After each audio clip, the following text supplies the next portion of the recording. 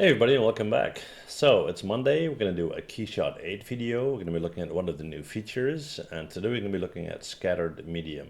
And that's going to allow you to create smoke and fog and whatnot, right? Now this is a request video for Henry, so this one's for you, man. Here we go.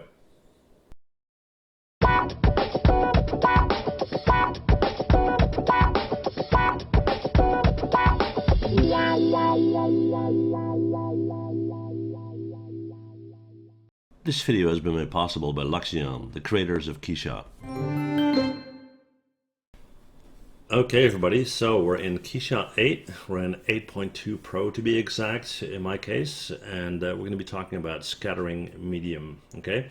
Now this is absolutely awesome, and we're going to be talking about the VDB files and volume shapes and whatnot, but stay tuned because it's going to be fun, right? Okay, so what is this all about? Well, one of the new features in Keyshot 8 is that you can apply a scattering medium to a volumetric shape. So let's say a cube or a 3D sphere or whatever, right? And as you do so, you have the option to create, for example, fog or smoke or whatnot. Now, you can do that in a couple of ways, and instead of explaining, I'll show you. So what we're going to do is I'm not going to bring in any external object or anything. I'm just going to go up to edit. We're going to go to add geometry and add a ground plane. Okay, now it doesn't show, but trust me, it's there. I'll just drop some funky material on it. There you go, and you can see it's there, right? Okay, so we've got our floor. Next we're going to go into geometry and let's put in a cube. All right, we got our positioning thing going on here. I'm going to scale it, and if you can't scale it, click on this little thing right here. So scale that, make it nice and big. Part of it is black because we're cutting through the floor, so we're going to pull that up a little bit, and there you have it. Okay, accept that. So let's say that's your scene. All right, now for example, let's say you have a city and you want to have fog in your city. Well, your city scene would be sitting inside of this cube completely. Okay, now we're going to double click on this guy and we're going to go in, and as you double click, this menu will open, and here you see type and it says diffuse and color is bluish, right? So type diffuse, we're going to change that and we're going to select scattering medium instead. There you go. Okay, so where's my fog, right? Well, the couple of sliders you need to play with. We have a transparency distance and we have a density. Now this is very fiddly because we're going to push this guy to the left quite a bit, and if you push it too far then everything's gone, and if you don't push it far enough, you get the idea. But as I carefully start to push this to the left, you see that it starts to become a semi-transparent sponge looking thing, and then you have the transparency distance that you can play with, and as I push that you'll see that that's changing as well. Okay, now you can change that transmission color. Let's push that a little bit more towards white to give you that foggy look. There you go. And you can imagine if you have your city scene inside this, it would look fine, right? Okay. Now, that's the fun part. The thing is that this is kind of even distribution, if you know what I mean. So we're going to click OK on that. But what you can do is go into textures, right, and then go in here and select a texture and, for example, introduce some noise. So a texture noise or a fractal noise.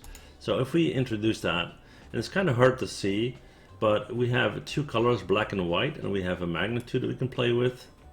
So let's bump that up a little bit, and then we'll tweak the scale. I think you see it better if we push it down a little. I can kind of see little clusters of clouds going on here, but I'm not sure if you guys can see it. But anyway, that's how that works. But more importantly, what I want to show you guys is the option to use VDB files, right? Because that is absolutely epic. Now, for that, what we're going to do is we're going to go back into textures. So let's double click on this guy. We're going to go to textures, and instead of noise texture, we're going to go in and we're going to select a volume map. All right. As we do that, we now have an option to plug in a VDB file, and in this case we have something called Bunny Cloud. It's a free download. I'll put a link here below so you can use it. So we're going to select this guy and we're going to click on open.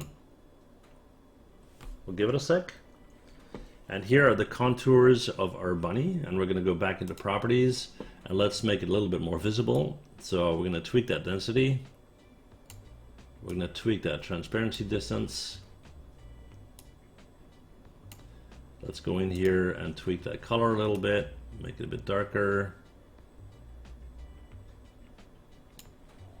And click OK.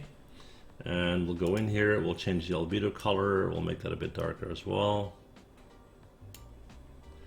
And this is a pretty big strain on your system, so you need to give it some time, okay?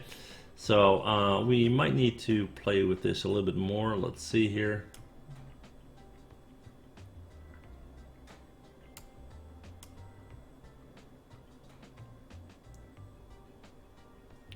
All right, so there's our bunny. We're gonna get in closer. Looks pretty neat, right?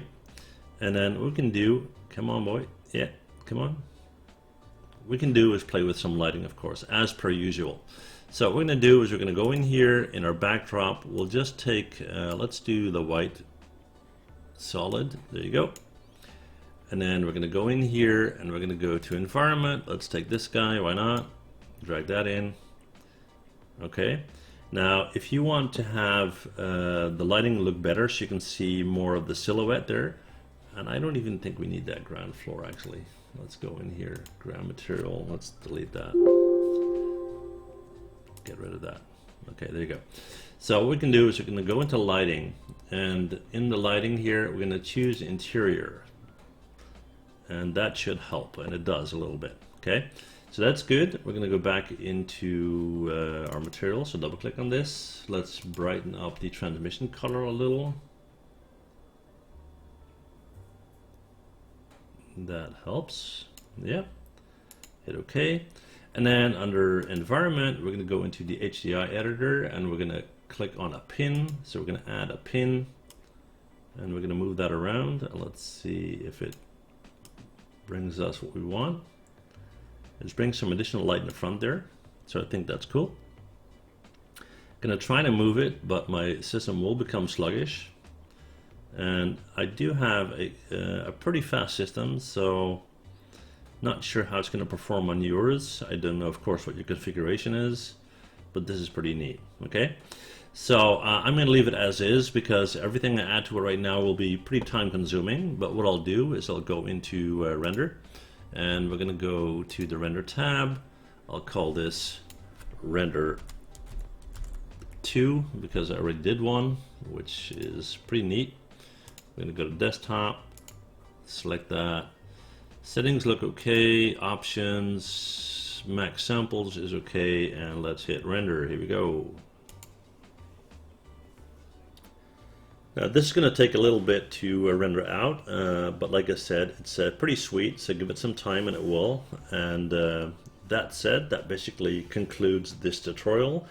Here is an image of my final render. Hopefully you enjoy it. Don't forget to subscribe because hopefully somewhere mid-April I should be hitting 100,000 subscribers, and to celebrate that we're going to be giving away a Keyshot Pro version, and that's worth a lot of money. So compliments to Luxion for making that available. It's very pricey, like I said, but as you can see in this video, you can do a lot of neat stuff with it, right?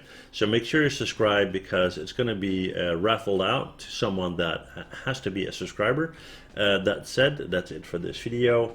Thank you guys for watching as always, and see you guys next time. Bye.